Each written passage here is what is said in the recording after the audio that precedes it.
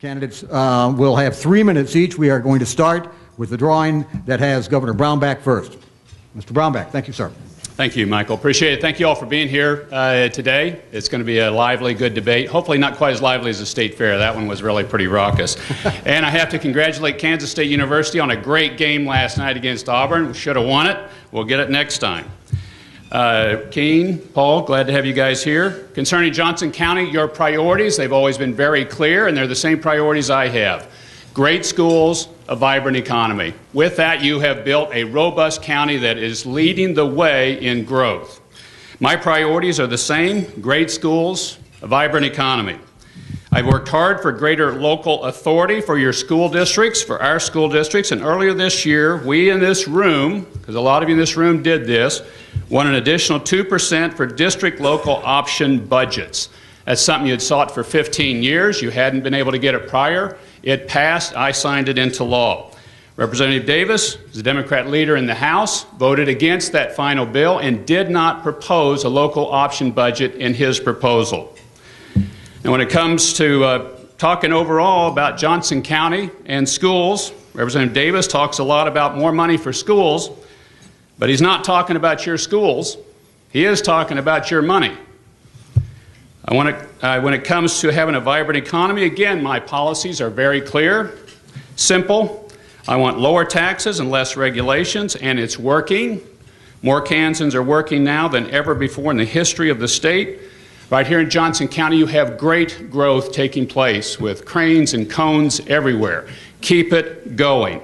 Small business income here is growing at an annual rate of 7%. Right across the line in Jackson County, it's decreasing. You are leading the Kansas comeback. Now let's talk about taxes. Paul Davis says he'd appoint a blue ribbon committee to tell him what to think about on tax policy. You deserve clarity now, and while I'm governor, we will never impose a sales tax on services. Period. We will not do that. With Paul Davis, you'll get a sales tax on services. He's never seen a tax increase he didn't like. Joan Wagner has already proposed and drafted a sales tax on services and residential utilities. Paul has proposed over $1 billion of additional spending to implement Obamacare. But he refuses to answer questions on how he's going to pay for it. That's because he doesn't want you to know the truth. The truth is he's going to come to Johnson County to pay for it. I look forward to a robust discussion because I think it's important we get specifics and you know where this state is going. Thank you, and it's been a pleasure serving you as governor for these 4 years, and I look forward to an additional 4 years. Folks, no applause, please, because we're on a tight time schedule here, so hold it off for the end. Thank you very much. Our next opening remarks come from the Libertarian candidate, Keen Umbehr. Mr. Umbehr? Thank you very much, and I want to thank you for coming here today. I want to especially thank the Johnson County Chamber of Commerce for having this event. This is the first time Kansas will get to hear from the Libertarian candidate. We've been excluded from debates in the past. We're excluded from debates in the future. And this might possibly be the only debate where the Libertarian candidate will be on the stage with Mr. Davis and Mr. Brownback. Today, you're going to hear each one of us give our policy proposals. And if you feel dumber after hearing the answers, that means that we didn't answer the question. Now, I'm an attorney. Mr. Davis is an attorney. Mr. Brownback's an attorney. We have an obligation to make our policies clear. Today you're going to hear a lot about Mr. Brownback's income tax. Today you're going to hear my views on why it's unfair. Why it's unfair for 1.4 million wage earners.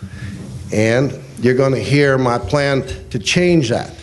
And we have to make the taxes, income tax, fair. 191,000 of us business owners, which I am one of them, we get to pay zero income tax.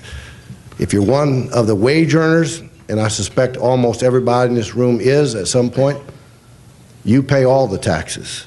And we can talk about Mr. Brownback's desire to shave the rates down, but nobody's can appreciate that. Nobody's really getting any more money in their pocket. We have to talk about money first. We got to talk about this tax plan first. before we talk about schools, before we talk about our Kansas economy, before we talk about renewable portfolio standards, before we talk about anything, we have to get the money issue done first. So listen closely. Thank you for your attention. I appreciate you being here. It's going to be a lively debate. You're going to hear three different opposite views, and you're going to have to decide which one is best for you and your family. Thank you. And now, Mr. Davis. Thank you all for being here, and thank you to the local chambers here in Johnson County for giving us this opportunity. I'm Paul Davis. I'm a moderate. I'm a common sense leader. I'm an independent thinker. When I got out of school, one of the first things that I did was I joined my local chamber. I got involved. During my time in the private sector, I've helped people start businesses. I've helped small businesses grow, and I've represented some of the largest companies in the state, many of which are here in Johnson County.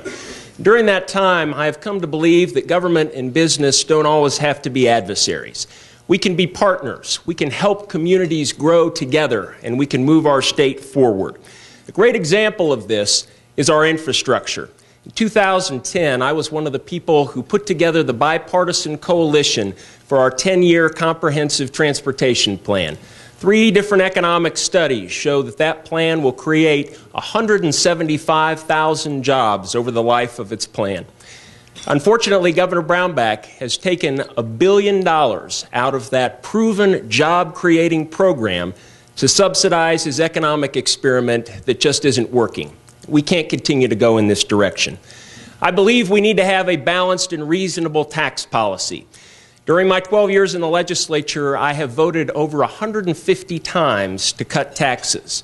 I voted to get rid of the estate tax, the corporate franchise tax, the property tax on business machinery and equipment. I voted to cut the corporate income tax because we needed to stay competitive with Missouri. And I have always been an opponent of a sales tax on services, and I always will be, because it will be detrimental to Johnson County. We're going to confront the issues that are before our state. We're going to have to work together. We're going to have to work together as Democrats and Republicans. And for 12 years, I have been able to build bipartisan coalitions. That's why I have the support of over 100 current and former Republican elected officials. Folks like Senate President Dick Bond, Bud Burke, Speaker of the House, Wendell Lady. I also know the key ingredient to the success story of Johnson County: great public schools. I have been a champion for our public schools.